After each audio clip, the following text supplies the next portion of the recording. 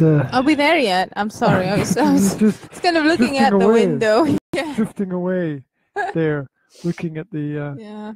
the sky as it. The non-sky. Well, you can't have a. Just a Can gray, you have a non-sky? Yeah, it's just a grayness. Grey nothingness where it doesn't know if it wants to. It's wet, but it hasn't rained. Yeah. So that's just weird. Yeah, it's that kind of weather. That's really weird. I really hate this shirt that I'm wearing. Why? And why are you wearing it if you hate it? Because I hate all my shirts.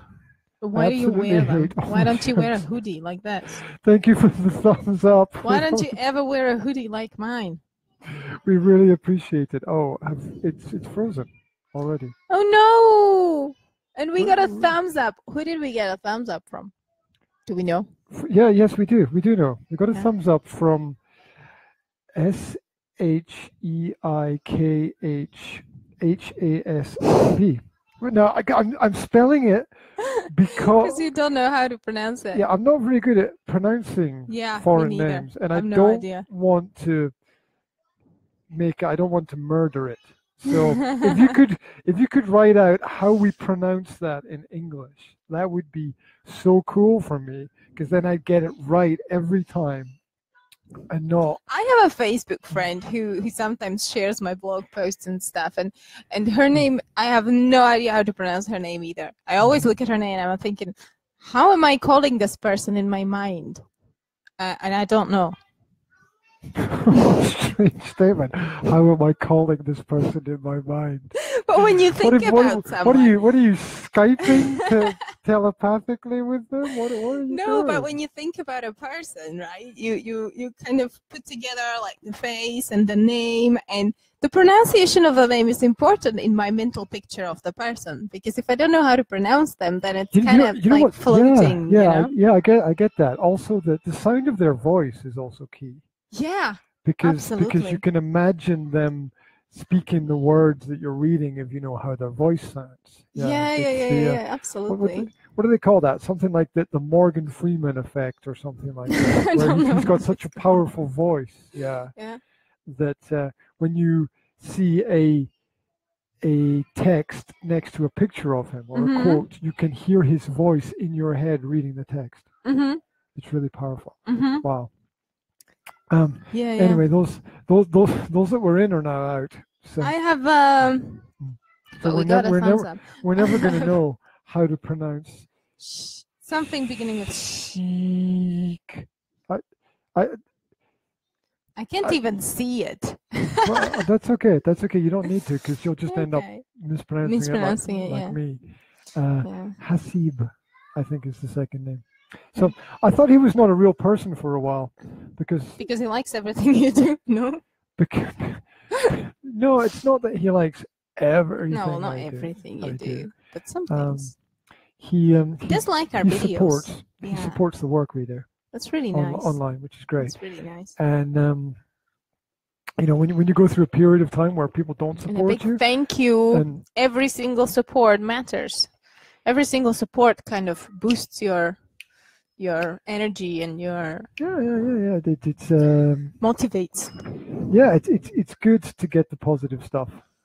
Definitely. Yeah. It keeps you going in the right direction. But I do what I do, whatever, anyway. But the positive stuff is always a nice. It's always the positive thing.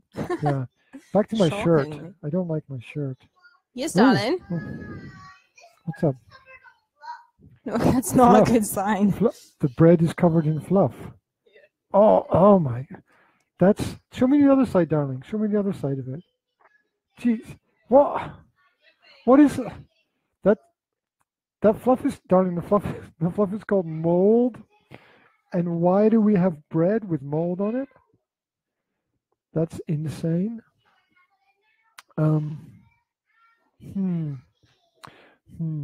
Seems like somebody forgot to throw the mold out. Did you see the way that Yanka ran off there? Did you see that? I wonder. Right. Yanka left the kids having lunch by themselves at the kitchen table, and they decided that they were unhappy with Mummy's lunch, and they decided to make their own. Okay.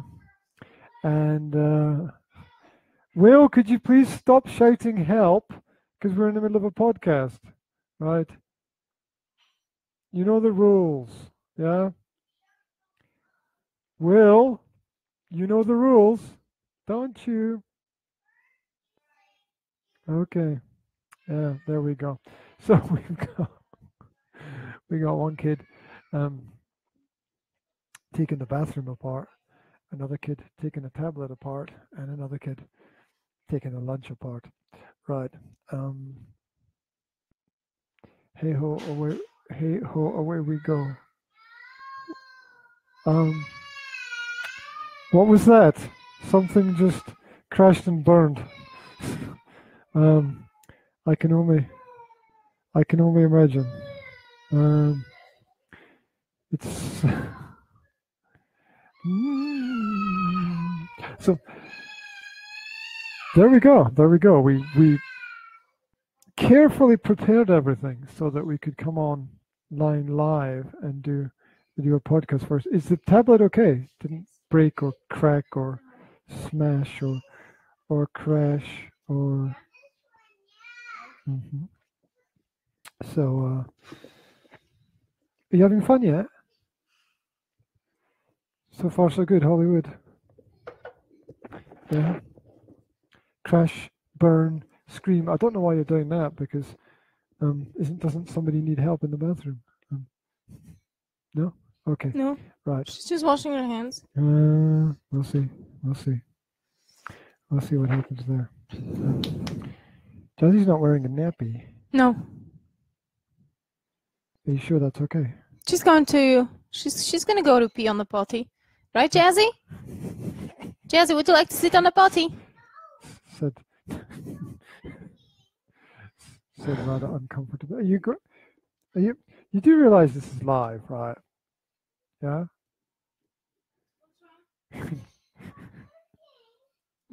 Once upon a time, there were two people who tried to do a podcast together.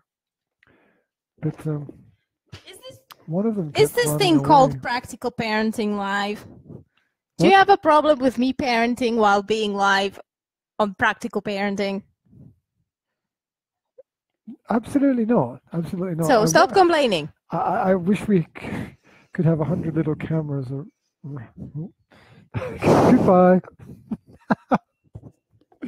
The problem with you being live is you're never live for more than about 20 seconds before there's some major issue that you have to run away and solve. Right. And I can't hang up the mic because she's left all her drinks under the mic. Anyway, how to prepare for a podcast. Number 1, get yourself a cup of coffee. Number 2, get yourself a glass of juice. Number 3, get yourself a Spider-Man mug with tea inside of it. Today I've gone for peppermint tea. Because I was, there's a reason for that actually. I'll get into that in a minute. You're right there. You ran past the fan so quickly it started turning.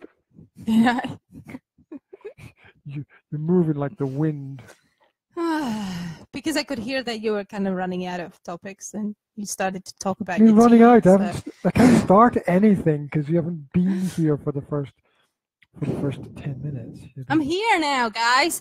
I'm here. Potty's emptied. Kids are happy.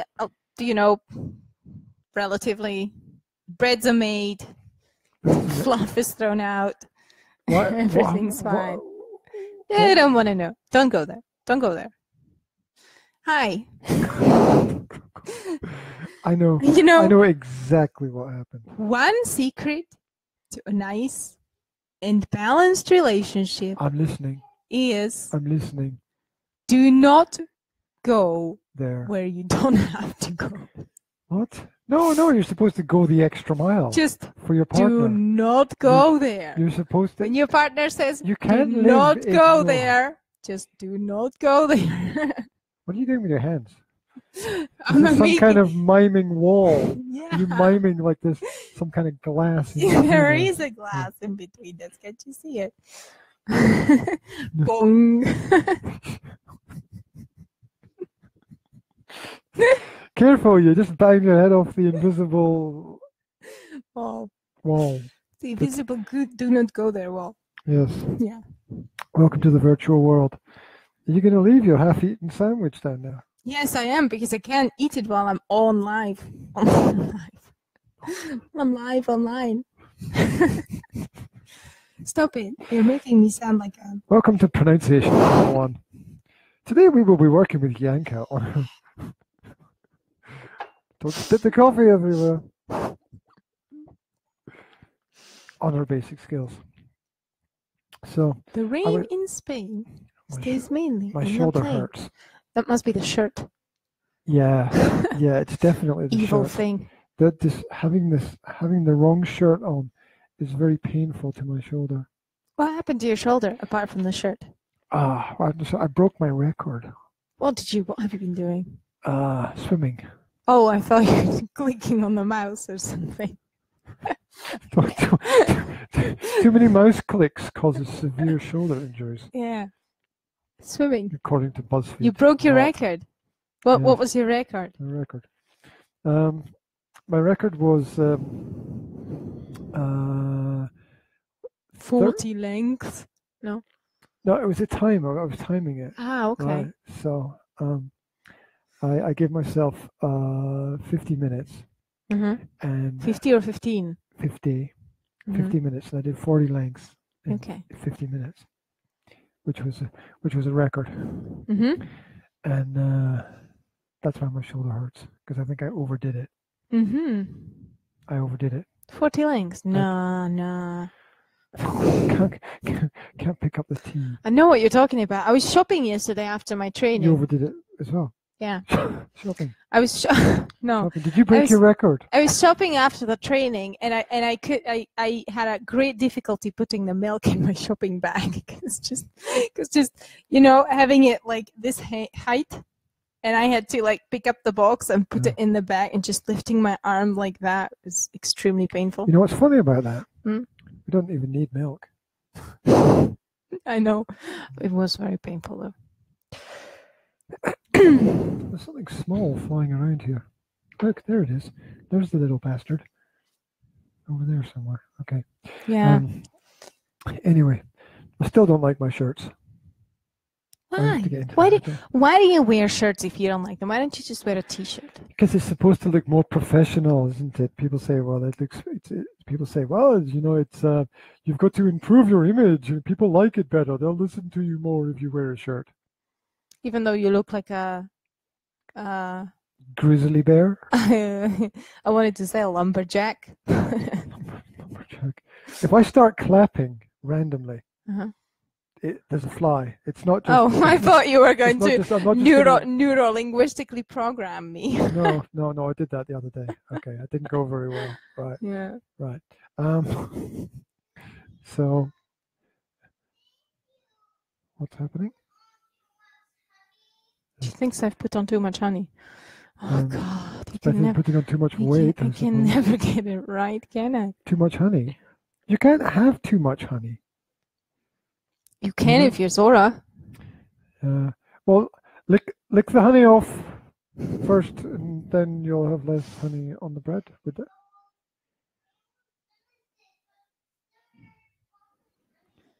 Oh, then leave it if you don't want it, darling. It's okay. I'll finish it. No, one of us will. Yeah, if Daddy doesn't finish it before me. Yeah, well, I'm not walking through the flat and finding half-eaten food that looks edible. Yeah. You know. That's what parents live off. Yes, they do. What do you eat? Anything the kids don't. Yeah, exactly. Basically. Exactly. I got to a stage that sometimes I just don't even bother filling my plate with food because I know that I'll just eat whatever's left after you and the kids. I've noticed that. oh, I'm not having anything to eat.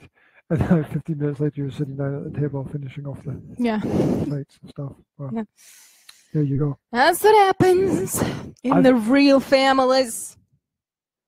You got your man voice again. Yeah. Your man voice.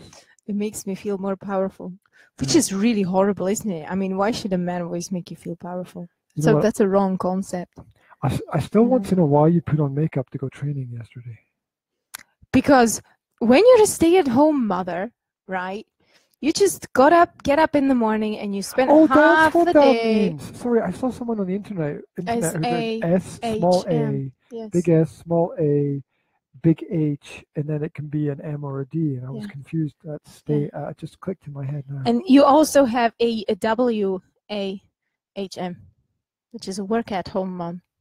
W-A-H-M. So it's not some kind of Because diagnosis. stay-at-home moms usually, when you say stay-at-home mom, it usually implies that they don't have a career as such. But if you say work-at-home mom, it means that it's a stay-at-home mom that at the same time is working from home. Means they're careering around after the kids. Yeah. Basically. Anyway, yeah. It's so interesting that the word career actually means to be out of control. Does it? Yeah. Oh. If you the car careered off the bridge. I didn't know that. The word career means to be out of control. Really? I didn't know that. I didn't know that word. Anyway, you asked me a question. Well, when you're a stay-at-home mom and you get out of the bed in the morning and you run around in your pajamas doing things like all day, right, with your unwashed hair and just, because you don't have a reason to do anything else with yourself. Why can't you dress like Mary Poppins? Then when you go outside, you kind of want to dress up for the occasion. It's an occasion for you to put clothes on and makeup and it doesn't matter whether I'm going to a training or whether I'm going to whatever where. Meet with friends or, Interesting. It's just something that it's just nice thing to do. It's like, why do you brush your teeth when you go out? It's the same thing. To get the food out of them. Why do you make sure that your clothes are clean and that you're all tidy and that your face is washed and that your hair looks normal? And because I don't want to scare anybody. Well, there you go. Okay. It's just part of it's a part of women's hygiene talking about health kind of thing. Sometimes it is, sometimes it's not. Yeah. Talking about health, I've decided to do a cleanse this weekend. Does that mean that I don't have to cook? No. No, please continue with those activities. What kind of cleanse? Cleanse. The Facebook cleanse. The FB. I've decided the 1,000 people that I'm linked to, I'm going to bring it down to... bring it down, man. I bring it down to between 50 to 100, I think.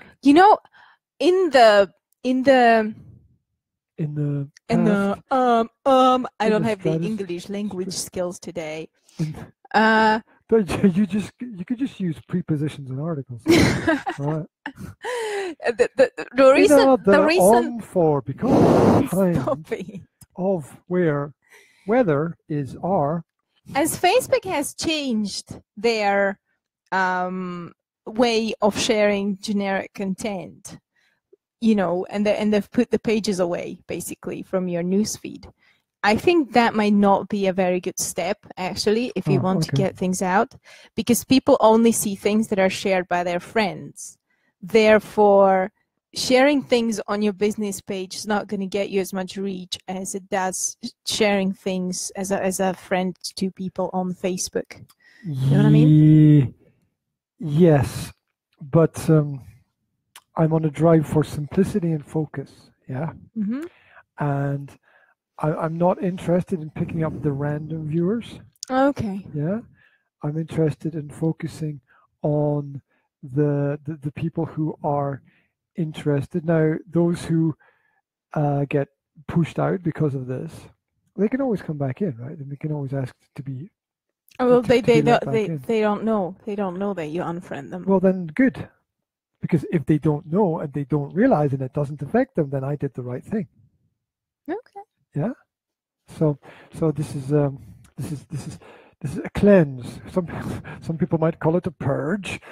We're not political here.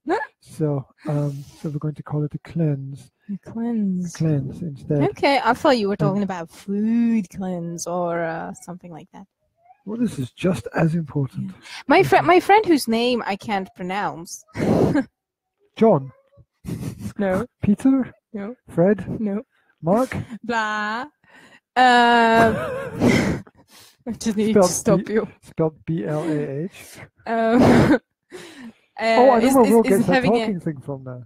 Is having a cleanse as well. She's off all internet for the weekend. So.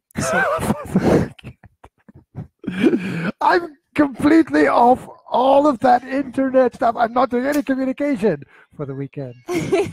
Right? Well, it helps. It helps me. Sometimes I just don't do anything. That's like saying I'm not doing heroin for the weekend. Yeah. Right. I mean, well, no, because heroin is not your job, right? When internet's your job, then you can't get off it for life, can you? The internet's her job. Well, she does what we do. Oh, nothing. Only in a different area. She does homeschooling. She's a homeschooling advisor in South Africa. All right. Wow. Mm-hmm. Wow. That's a pretty violent place to be. Yeah, for sure. Okay. Cool. She's actually in the same area as my sister is. She said that she goes to the same church sometimes. Yeah. Yeah. How weird is that? I know. That's really weird. Especially as I randomly picked her up, or she picked me up, or I don't know who picked who up in the group of the the webinar I watched. The internet business, humans of online business group that I mentioned to you before. Plug. What? Sorry, no. Please continue. Yeah, but you know what I mean. So I've met her on the internet, completely unrelated to my sister place.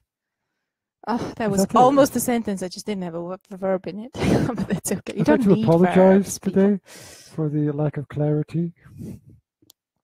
Are you apologizing for me? You know how disrespectful that is. Just let me apologize for myself. I'm sorry, guys. Never apologize. Never explain. Save that to your half brain. That rhymes. I know. Okay. Doesn't make any sense, though. No, it doesn't. There you go. But then children's rhymes don't, do they? No. There was a young lady from Lynn who was so uncommonly thin. Remember that one? No. That when she essayed, I like the use of the word essayed, when she essayed to drink lemonade, she slipped through the straw and fell in. I don't know these poems. Limericks. I don't know these limericks at all because I didn't grow up in the same cultural background as you did. Yeah, it must be a British. They're usually culturally right? offensive. They were always about Scottish people or Welsh people or Indians. Yeah. Yeah. So.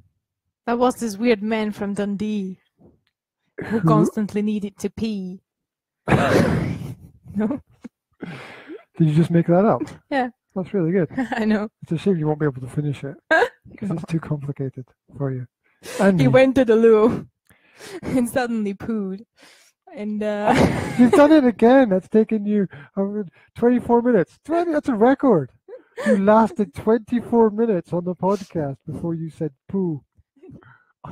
Incredible. It's so good. I should give you a trophy. Wait, no. No, I You've can't. got a giant microphone in front of your mouth. Don't eat the Yeah. toast with the butter on it. It does look good. It's not toast.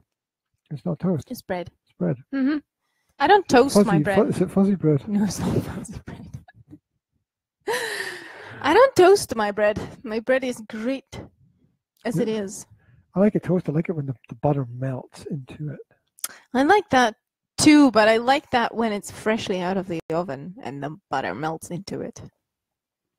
It's too hot when it's freshly out of the oven. It needs time to breathe. Really breathe. You know, like you said, go to the kitchen, listen to the bread. Yeah, did you hear it? I heard it wheezing away Yeah. on the kitchen table. The bread, you take the bread out of the oven and you put it down on a grate and it makes sounds. It crackles. Crackling bread. It's the first time I've noticed that, actually. It's probably my best bread that I made this last time. The fly is landing on the end of my mic. No, don't punch me. You're going to, oh! Yeah, no, you're rubbing it into the shirt. Yeah. You missed it. It's there. Oh, there it is. Did I get it? You hate this shirt anyway, so yeah, I can't see. I don't know. I can't see the fly. I don't. What is it even? It's not like. It doesn't even look like a fly. It just looks weird. Looks like I'm the hallucination or something.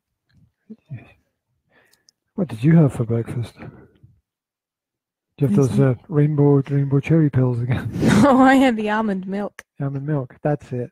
Yeah, almond milk causes momentary insanity. There you go. You're having it again. You're off dairy. I'm not sure. You're trying to be off dairy. Yeah.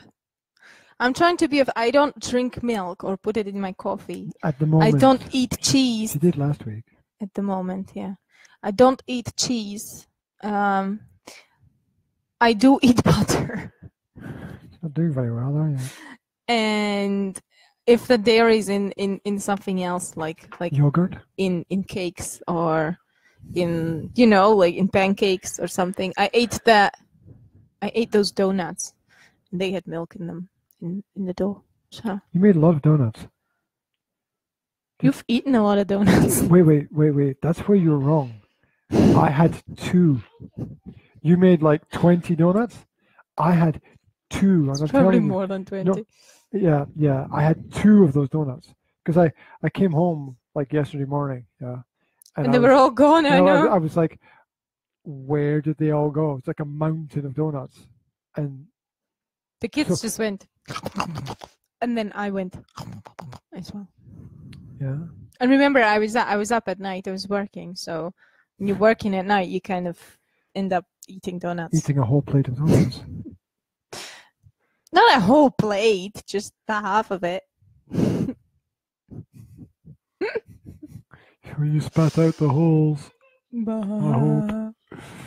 They didn't have holes. My donuts don't have holes. I do real donuts without holes, guys, because holes are a rip-off. No? Well, it's just a way of making it look bigger than it is, isn't it? Mm. Really. Another marketing trick. Right. What's going on? You, what was that in the middle of the night last night? Eh? Jazzy waking up, screaming again. Yeah. Do we know why? No. Did she, Maybe she had a bad dream or something. We don't know why. She did calm out eventually. But down? Yeah, calm out. Come out. She did calm down eventually. My English is not working today. It's very good to come out after you come up, and then yes, sink in. Yes, I'm sorry. I watched a really interesting video because I'm prepared to do a little tricks and tips Facebook thing for the web tools. Right? And there's a system for viewing. There is actually big secrets, internet secrets here. There's actually a system for viewing who views your profile page. Yeah? Yeah, or who views basically any page that you control. Yeah? There's a system for viewing who views it. What, on Facebook? Yes, but it's not a click, and it's not a click. You've got to go into the JavaScript texts, and it's encoded in there. But you can see the codes of the people who have visited your page.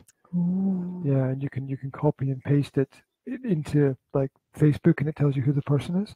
Ooh. Ooh, that's freaky. That's kind of interesting.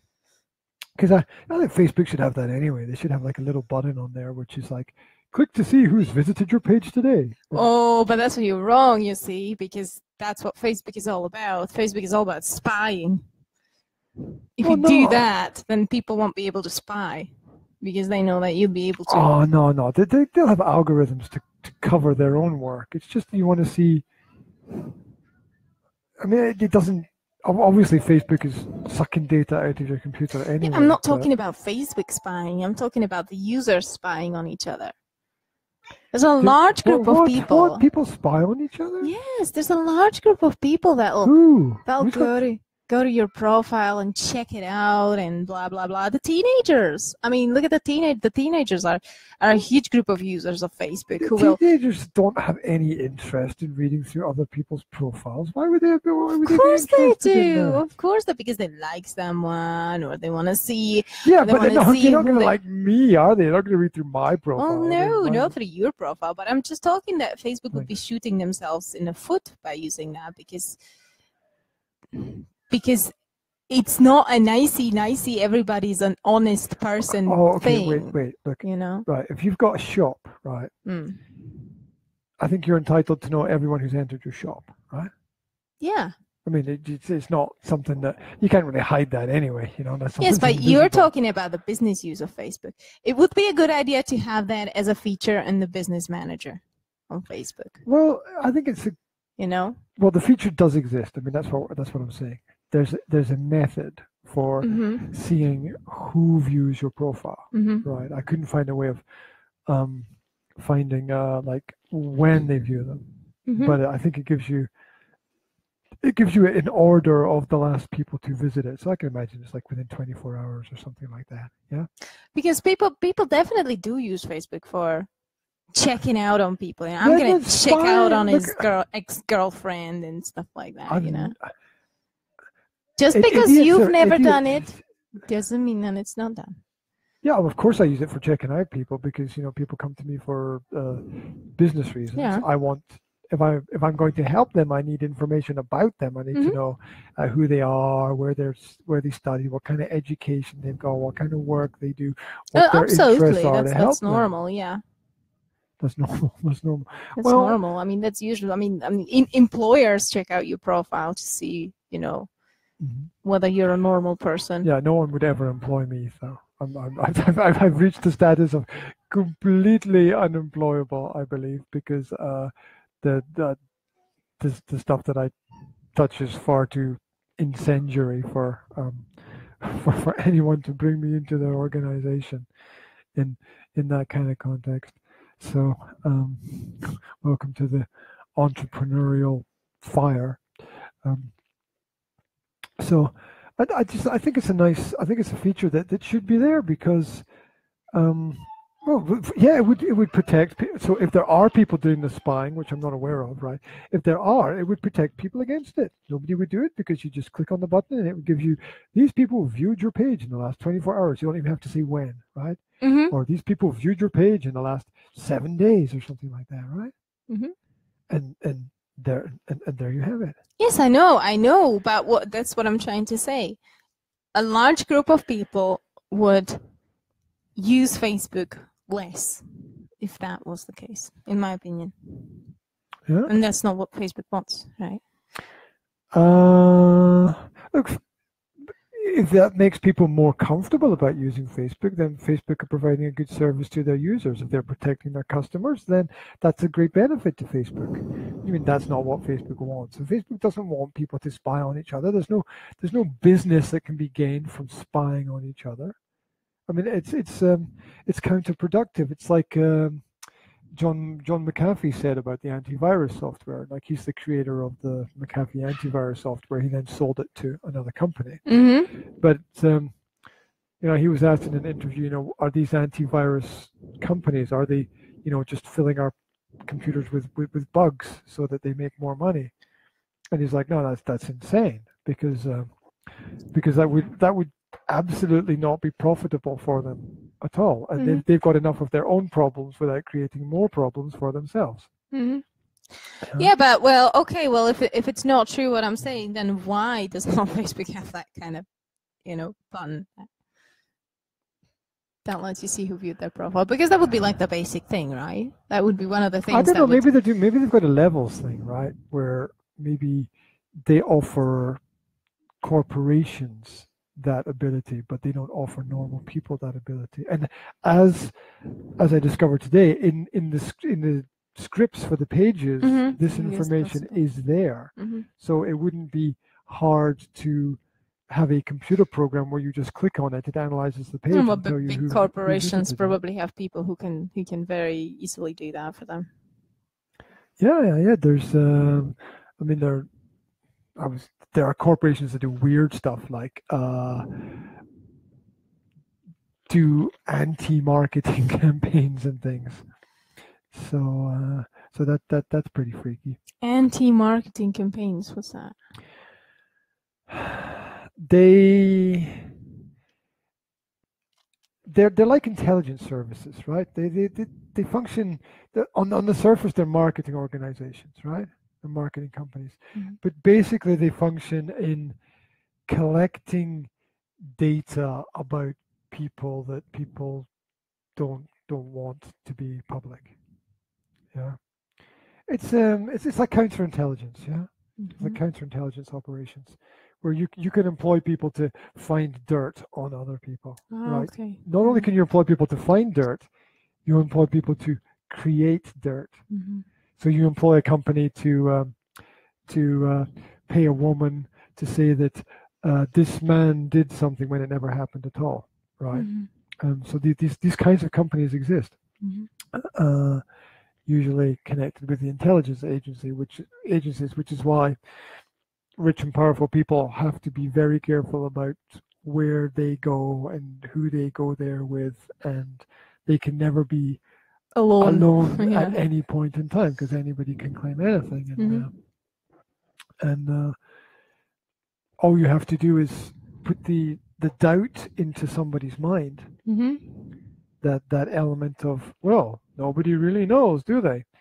And then people's careers can be over, basically.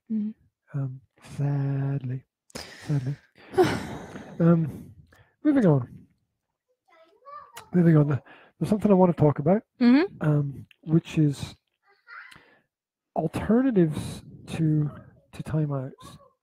And the reason why I want to talk about this is because I was analyzing my reactions to dealing with Will's interruptions. And you gave him a timeout.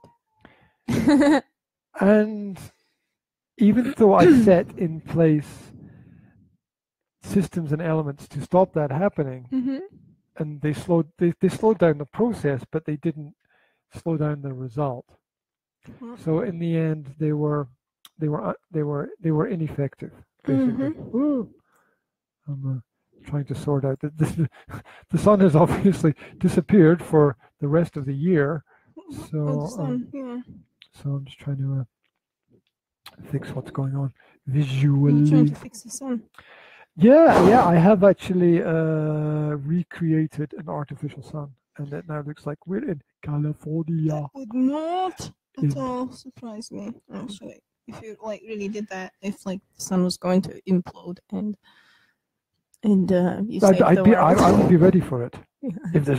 If there's one person who would be ready. No, right. A couple of people. So what are the alternatives to timeout? And can we just talk about why timeout is not a good idea first? Absolutely. Would you like to take center stage and talk a little bit about that? Because yeah, sure. Okay. Yeah. Okay. Well.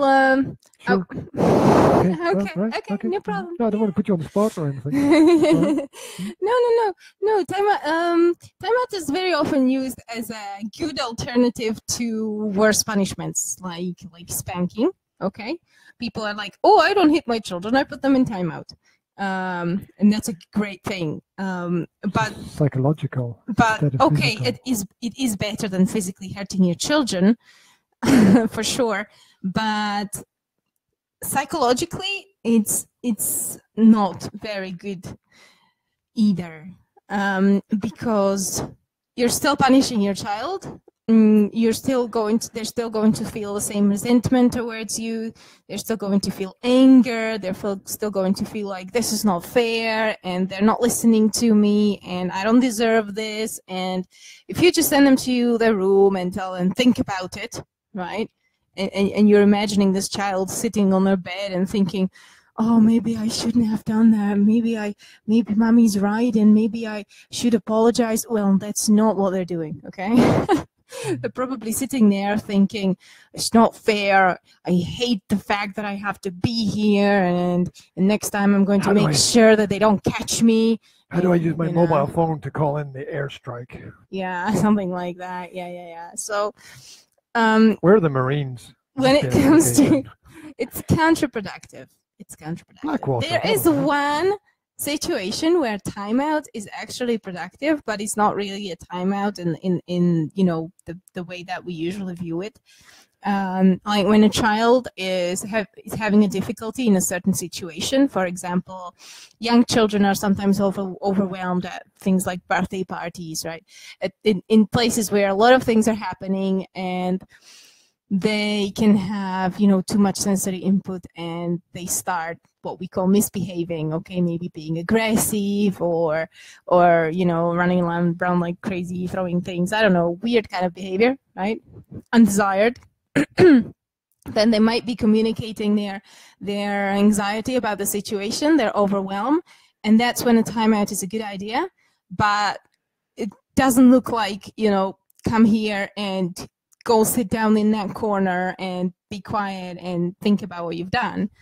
It should be done in the presence of a mother, definitely, or whoever is taking care of things, father or auntie or whoever.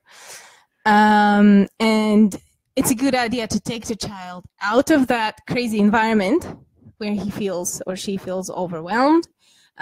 Maybe take her to the room or somewhere else, sit on the steps or whatever, but stay with the child and talk about things so that it doesn't feel like punishment, but so that it feels like a break, okay? And you can talk about why it's not a good idea to hit people if the child's hitting people. You can think about, what would he like to do? Why did he do that? But don't do it as a reproach, right? Don't go, why did you do what you've done? Because that's just going to make them be quiet and look at you and say, oh, I don't know. You kind of make a friendly communication. There's something wrong with that question anyway. Why did you do what you did? Yeah. Why did you do that? Well, when you obvious from the situation why someone did what they did. It's you might not get the motivations behind it, but you'll see in the moment.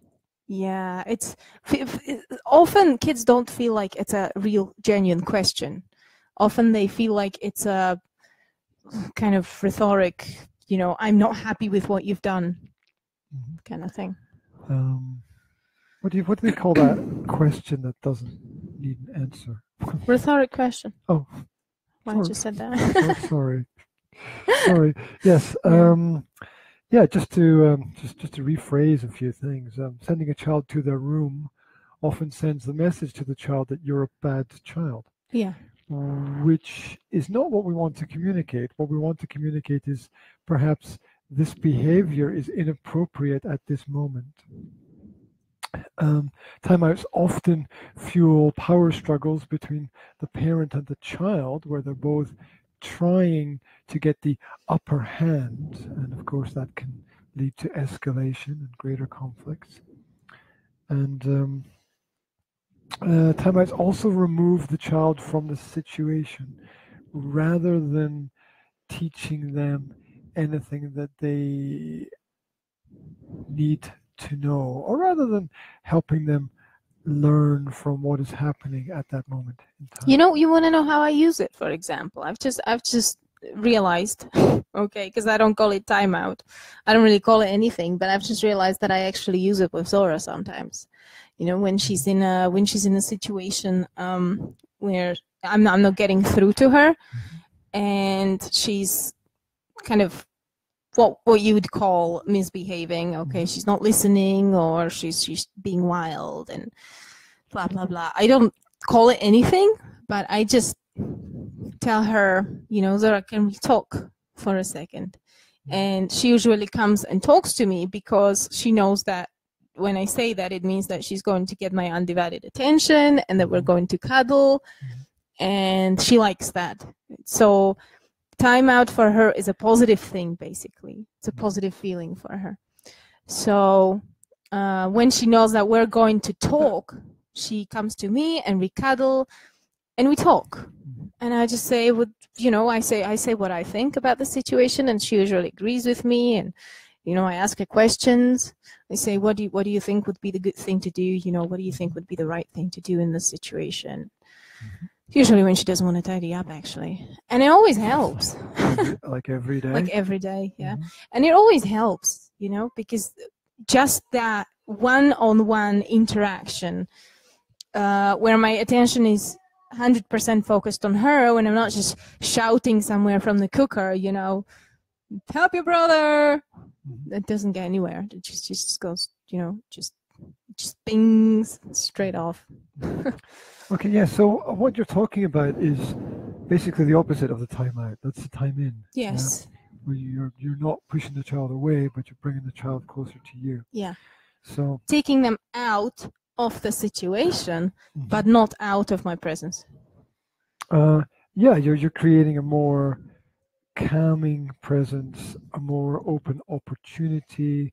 A lot of kids enjoy the opportunity to cuddle, and it's an opportunity for the parent to talk about what empathy is, to show empathy, and to acknowledge the frustrations that the child is feeling. Yeah, at that point. That's actually what we do. Yeah, which is nice.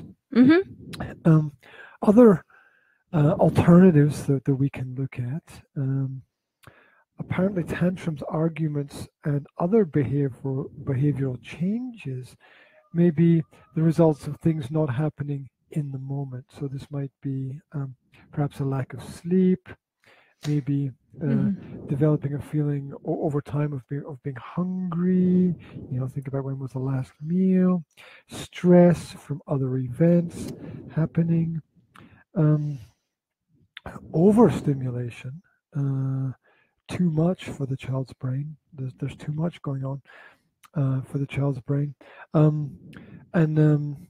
I listened to an interesting interview the other day that said there are organizations that are helping people with their technological addictions, and they're now working with children from the age of 3 to 5,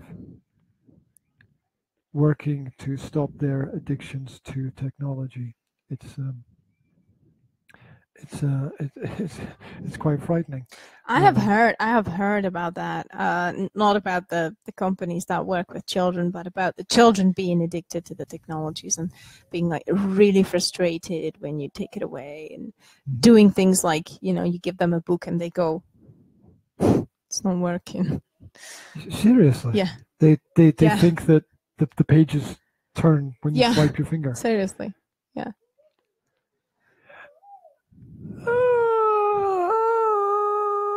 I don't know what to say about that. That sort of kind of blows my mind, really. I mean, they probably realize that you're supposed to turn the pages, but they would be trying to see if they don't know how to turn the page. What's gonna. It's not that they don't know how to turn the page; it's that they expect things to be happening and they're not when they swipe. Yeah, well, things that. Like I posted the article yesterday about the advantage in clothing technology. I didn't read it, but where I've seen they're now integrating the technology into clothes, where clothes can store information. So I'm just gonna go to your shirt and just go, huh. Well, that would be one of the theoretical possibilities. What they're testing it with at the moment, one of the ways they're testing it is with gloves, so that people don't have to take their phone out of their pocket, right? So you just take the glove out, just to get there. Well, they don't have to take the glove out because they're wearing the glove. Yeah. I'm sorry, I was thinking out of the pocket because they have their gloves on their hands and they have their hands in the pockets because they're always cold even though they're wearing the gloves because they live in Slovakia where it's like -20. Some of them, yeah. Right? But say for example you're skiing. Right? it's kind of an extreme example, but yeah. But a lot of people ski in winter, right? And they've got their phone somewhere in their pocket, and they'd have to take off their gloves, and it's not like a big deal. But anything that makes things easier for people, right? So instead of having to stop and do things, all they do is they'd know what was in their, they know what the home screen of their phone is like. They'd be able to visualize it, and they just do this with their hand, and the glove recognizes the movements and sends it to the phone. So they can go like, "Hi, I'm on the slope right now."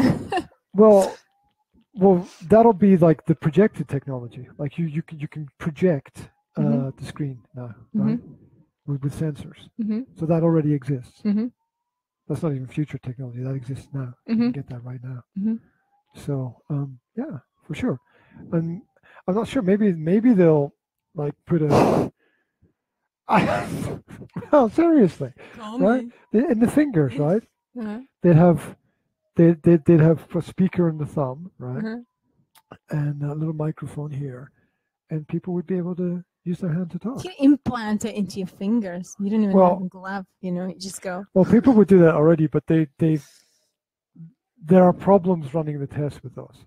Because people have been getting viruses.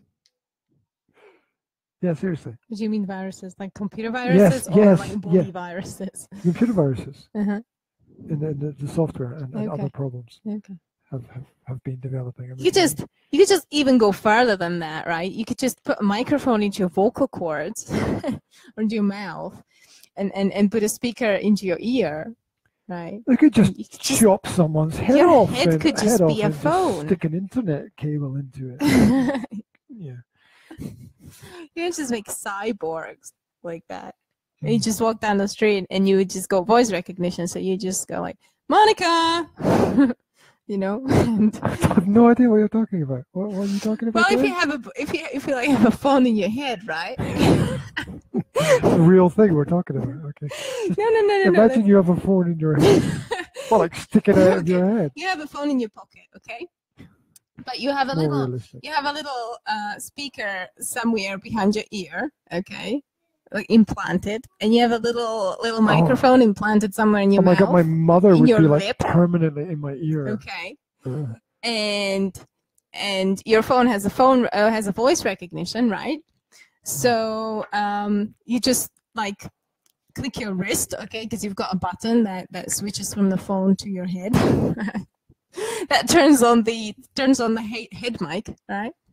And you just. When are you going to work for Google? Shut up. And you just go, "Monica," when you're just walking down the street. And suddenly Monica's in your ear, even though she's in Rosenberg, right? And she's like, "Oh, hi. And it'd be like talking to her, only you can't see her. And you'd just be walking down the street and talking to yourself, but you're really talking to Monica, but you don't look like it because there's nobody next to you, but you're actually on the phone." We will see. Wouldn't that be really cool and really scary at the same time?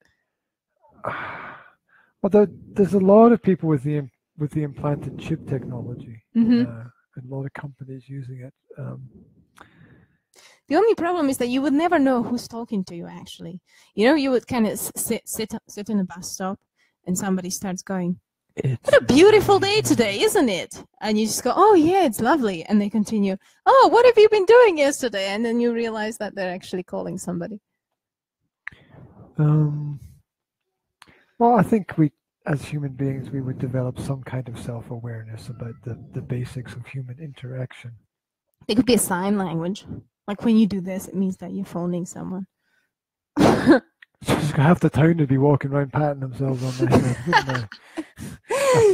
Not all the time, just when you're just when you're beginning a conversation and it would just get annoying. It's annoying already. It's annoying when people are walking around with their phones, looking in the screens, and I find it annoying when people are wearing headphones or earphones, because I like to talk to random people. Freaky.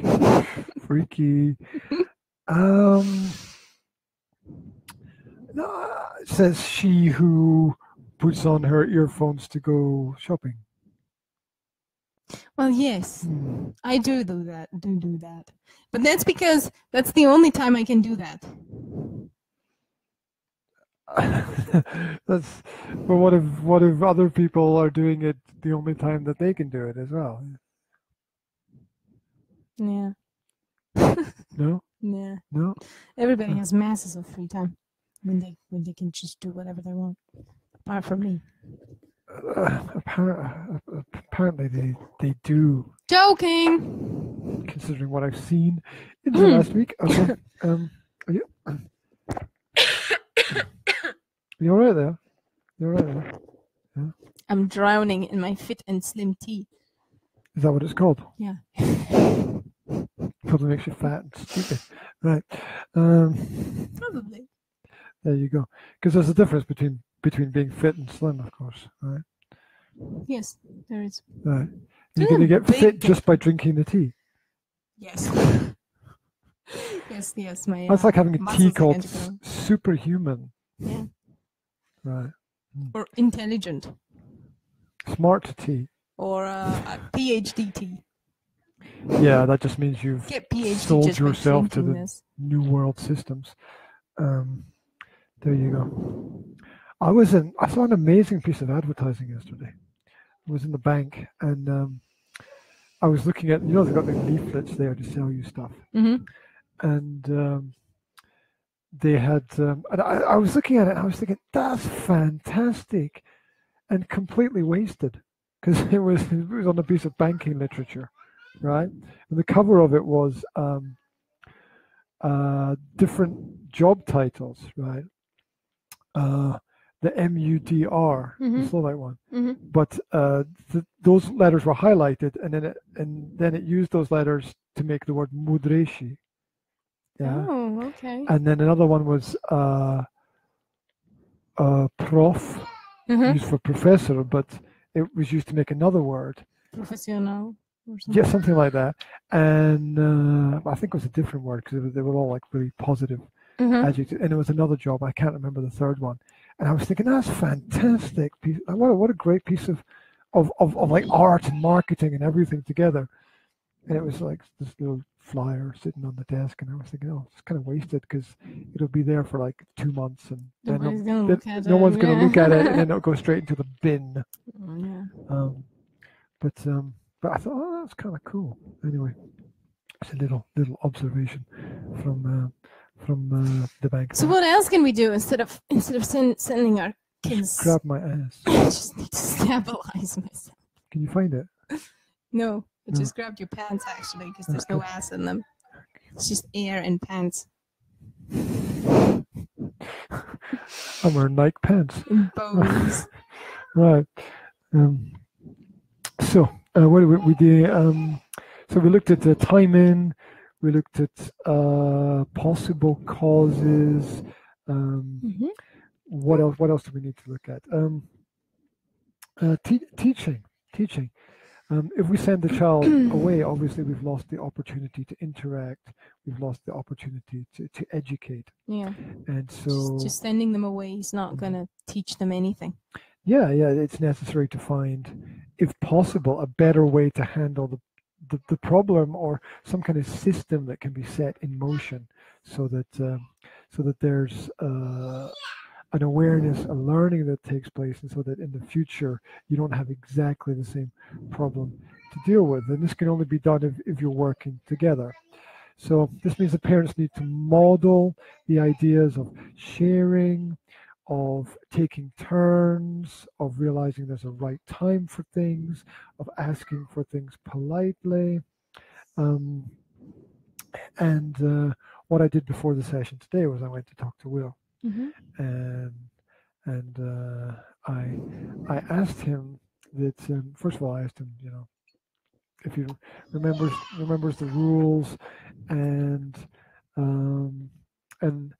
I asked him that if there's a problem, to come and ask us a question politely rather than waving and doing the mind thing, because that hasn't worked, because asking him to be quiet has just led him to change one distraction into another distraction. Yeah. So I would much rather he came directly to us and communicated with us directly, in the hope that would stop the clown like monkey cartwheels going going on in the background, because then I have to try to then I've got to try to do a presentation and interpret what the mime is. The Jedis are coming. No, the Empire has built a giant. No, okay, something like that. Anyway, so that's another element to think about. Next, delayed reactions. Not every incident requires an immediate consequence or response. Now, the problem with us doing the podcast is it's live, right? And I guess that's why the news presenters don't have their kids running around the newsroom at the same time. You want to peel that? She wants a peeled apple. You want a peeled apple, darling? Yeah. Are you going to continue? Because you're doing quite well by yourself there. Thank you for the encouragement. Goodbye. Because I know exactly where that's going. Right. Please come back. I feel so lonely. So lonely. So lonely. What was that? That was the Police, wasn't it? They did So Lonely. Right. So not every let's call it interference requires a consequence or immediate response. If you can delay the response, then it gives you time and the child time to think about what's happening. Now, a lot of conflicts occur because things just kind of explode out of nothing. We're all under time pressure to do certain things. So if we can move things to a later day, it's the principle that problems that seem really bad in the evening often seem less urgent the next day. If you can put a little bit of time between you and the problem, sometimes it seems a little bit easier. You see that happen with emails. I was working with the director of one company, and I was asking him, how do you prioritize your emails into what is important and what is not important? And he said a lot of the time it depends on how urgent the situation is on the other side. And he says there's a lot of emails he doesn't respond to, and over time people just stop writing, and basically for him the problem disappears. This doesn't mean that the problem goes away magically. It could be that these people at the other side have communicated with somebody else. They found another person to help them with the situation. There could also be a lost opportunity at the same time. But it's important to realize that putting time between you and the problem can sometimes give you a little bit of space to think. And welcome back to the pod. No, I was going to say welcome back, but you've got your mouth full of something. So, welcome back to a miming podcast. Right. Just keep chewing and don't forget to swallow. I have chewed. Thanks. Thank you very much. That's for you. Why? This flat is full of half-eaten apples. Well, I am, as of today, I have made a vow to myself. Can you do that? To only give the kids half an apple at a time. Because they only. Give them a whole apple. And so what's this? Zona must have taken that. So it hasn't worked, has it? Well, it has, because before when Jasmine would ask for a peeled apple, I'd just peel an apple and give it to her. But no, I don't. I cut it in half and then peel it, and she usually eats the half. And she doesn't leave anything behind. Except she ate the half this morning. No? Because that was me that ate the half. Good. Mm-hmm. Right. Anyway, that's your lunch. Thank you. Right. Next. So I was talking about delayed reactions. I was talking about trying to find a little bit of time for yourself. And I think if you can learn to wait, you also teach the child to learn wait at the same time. What else? The environment can affect what is happening quite strongly. Many challenges can be avoided by changing something in the environment. A child can be directed towards a different activity. I always find that one difficult. You know, when there's a problem with something, the best thing to do is to try to deflect onto something else. But I always find myself still kind of focusing on the problem. Like if the child is playing with a cup and is obviously going to spill the water, I tend to say, be careful with that cup, don't spill the water, rather than hey, let's put that cup down and go and do something else. Right? I always have a bit of an issue with that. You're just clearing your throat. Yeah. To not say anything. Yeah. Yeah, okay. I just need to clear my throat. Just sorry. That's okay. That's okay. Get that fruit down into your stomach. Right. It's just one bite. You might need to rearrange things in the environment. You might need to store things in different places. You might need to try to predict what kind of problems could happen. You might need to prepare different activities so that children can move on to certain things. Yeah, I use that when I go training, because when I train, Jasmine has to entertain herself for an hour in an environment that she's not familiar with, and it's difficult because, you know, she doesn't have a box full of toys there or anything like that. So I also have to I also have to prepare activities for her to stay entertained and not just throw a patty or something. Yeah, so. Yeah. You don't want the kids to throw an Irishman. They're big, heavy, and hairy. Apparently. Probably. I don't know any Irishmen. Do you know any Irishmen? I only know one Irishman. You just lied. Well, he's not really Irish because he's from Venezuela? Sierra Leone, I think. Close enough. I know this Irish guy from the North Pole. He's not Irish then, is he? Right. Well, he lived his almost entire life in Ireland, so.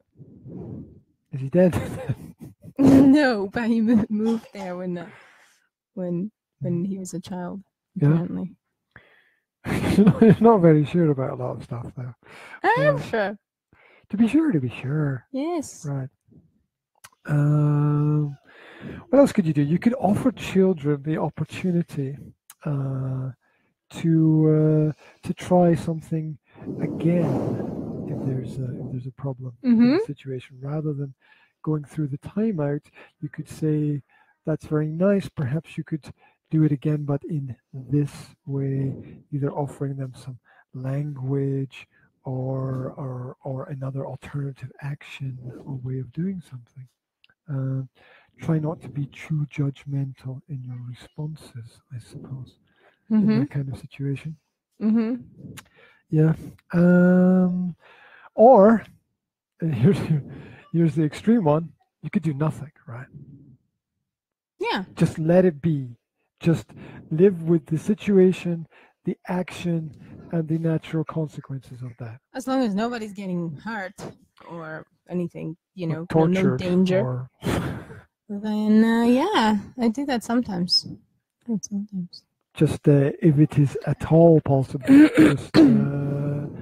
just you can act as if nothing is happening, and then either you will be able to observe if it escalates and you can do something about it, or if it sort of fades into the background and you can move on to something else, essentially, there. Yes, I think it's not every action that we're not happy with is wrong.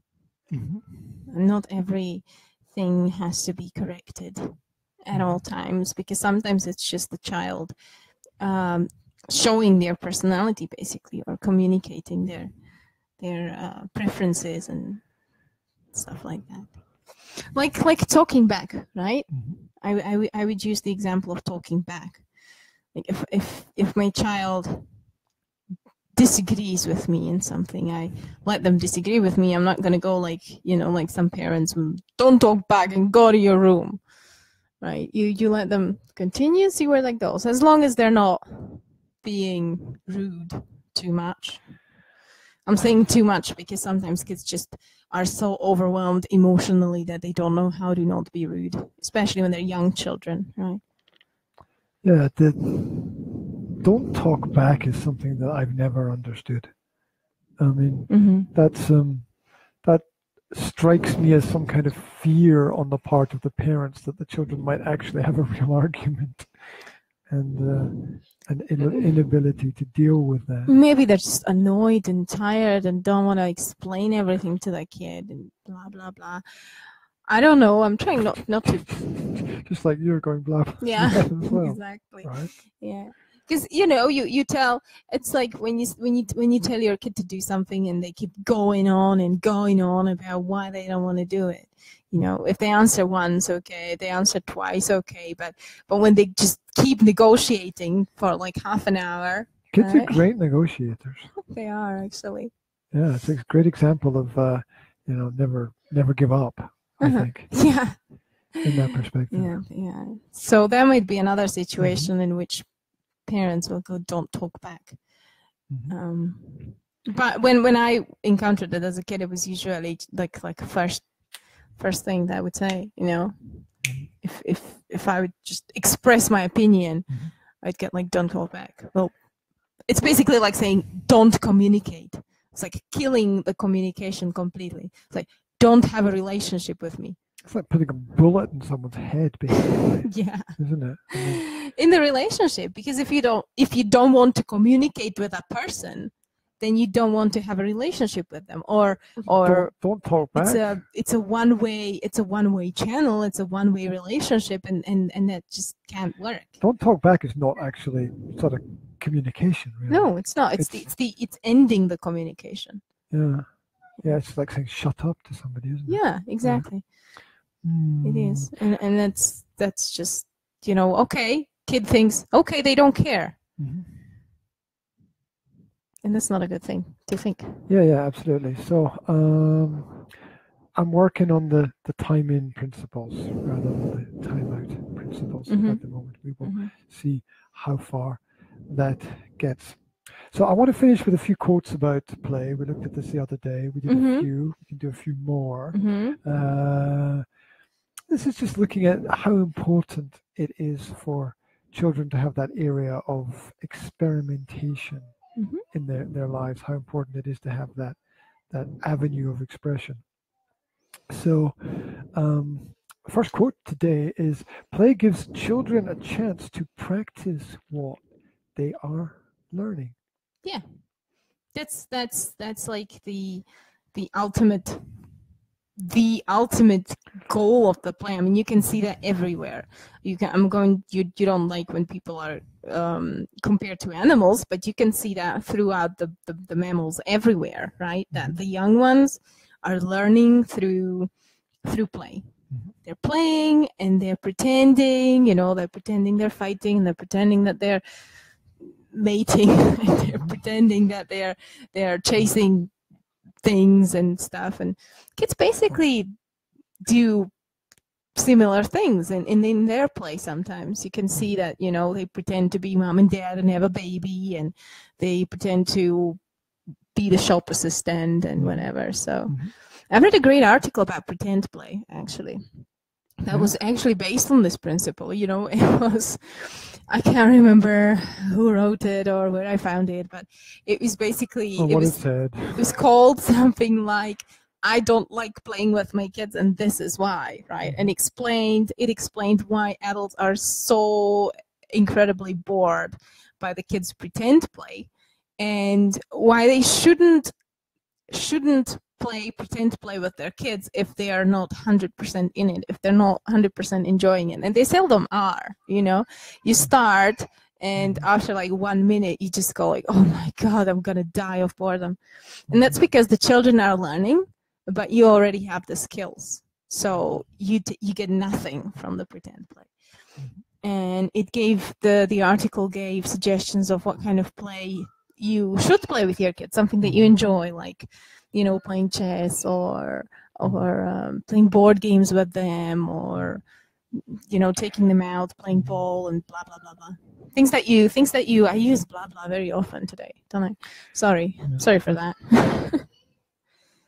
Zora wants me to look at something. Zora, can you bring it here? Yeah, we can't go anywhere, darling, because we're live. Can you bring it here, chicken? Well, that might cause, depending upon what it is, she might not be able to bring it. Oh, what is it? We need to know what it is before you can ask her if she can bring it, because you might be asking for the impossible. Oh, it's a magazine. Did you find some activity in the magazine? Oh, this. The cakes. Ah, the cakes. She found this recipe for what is it? Pudingové príšerky. Custard monsters. Custard monsters. Mm-hmm. I'm sure we can make some custard monsters at some point, sweetie. Custard monsters. Not sure about the eyes though. They're made of marshmallows. The marshmallow's bad. Is anything sweet bad? You know, I imagine you can have some. It's something, you know, you can probably have some sometimes. As long as you don't eat them every day. I'm not. What's marshmallow in Slovak? Sorry? What's marshmallow in Slovak? Marshmallow. Oh, it's difficult. No. That's funny because I was doing. I was in a meeting with a client the other day, and we were. And I was trying to translate marshmallow into Slovak.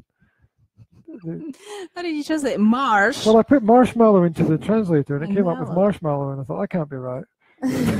What does marsh mean? Marsh is like a bog, right? It's like a really soft. wet place. Yeah, the idea is soft. Marsh means soft. Yeah. And mallow. Soft. No. Mallow. Yeah, what does mallow mean? I have no idea. I've never thought about it. Mallow. Mallow. Too much marsh, not enough mallow. It's the Easter Bunny voice. It's Easter Bunny's father who said that about the marshmallow chickens. Oh, no. This won't do. Too much marsh, not enough mallow. When's your doctor's appointment? Okay. Right, let's do a couple more.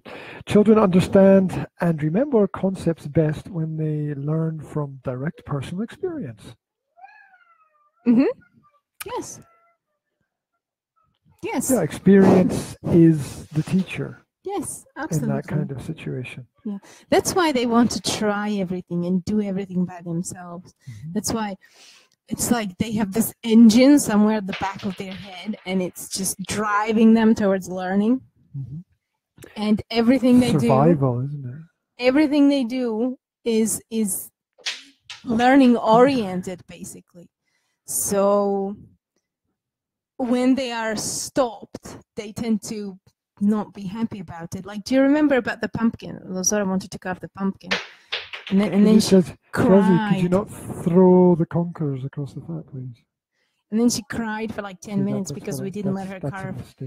Because we didn't let her carve the pumpkin, and she's very, very upset because it was a learning opportunity for her, and she wanted to try it, and she had that thing, so that engine, right, going, you know, learning opportunity, take it, do it, you know, learn by experience, and we didn't enable that because she'd probably chop her finger off. So there we go. Yeah, connected with that, a moving child is a learning child. Yeah. So that all feeds in together. That when they're doing something, it might not be visible. I mean, but the cognitive processes are. Yeah, sometimes we think, oh, you know, that's pointless what they're doing, or that's silly, or sometimes we even think, oh, that's just retarded. But 60 seconds. They're actually learning. Yeah. All the time, so I tend not to stop them if I don't really have to. Absolutely, right. These were just a few little quotes on play to finish with, and a few thoughts that we had for you out there. If you've got any experiences with the timeout situation. If there's anything else that you'd like to suggest. I wanted to say something. We don't have time, do we? I've got 30 seconds. Well, I just saw that, I just saw a picture of kids with a trampoline, and I was thinking I should mention that trampoline is supposed to be extremely good for kids because it connects the hemispheres. If kids move in a certain way, right, when they're using both parts of their bodies and practice their coordination, then it actually connects the hemispheres in the brain, and it helps them with reading, and it helps them with counting. It gives them cognitive skills. So moving with their whole body helps them develop cognitive skills. So you're saying that if a child has a problem with reading, a trampoline could help? Yes, absolutely. For example, when kids like swap letters or write letters back to front, there are certain types of exercises that you can do with your child that focus on connecting the hemispheres, and then children are better able to go, where's left, where's right, which way should I go, stuff like that. That's all. Okay. One of them is the trampoline. Thank you very much for tuning in today. If you've got any questions, you can write them online. You can find us at the Academy of Language Therapy and Life Coaching on YouTube, over 1,000 videos, and on Facebook as well. Also at nsa-slovakia.com. This is 21st Century Mum, spelled MUM.com. And we should perhaps do the promo at the beginning as well as at the end in the future. Maybe that would be something to work on in terms of our presentation skills. Yeah. And leave questions for us and interact with us, and we will get back in contact with you. That's about it for today. One other final little weird thing is that there's a website called upsidedowntext.com, and if you type in text, it will put it upside down, and you can copy and paste it and put it onto Facebook. Yeah, that's so cool. Upsidedowntext.com, and I'm gonna try it. Yeah, and it's just like a head thing. It's just like, oh, what? How did they even do that? You could do like, my Facebook has a virus, and all the text would be like upside down. Yeah. Or you could just type it. This is how I feel right now. Yeah, especially if you've got kids running around. Yeah. Right. Okay, cool. Dude, it done. That's it for today. We'll speak to you very soon, wherever you are. Have a great day. Thank you for listening. And work on your timing skills. Yes. How do I say bye? Bye. Bye. Where's bye bye. Bye bye. Bye.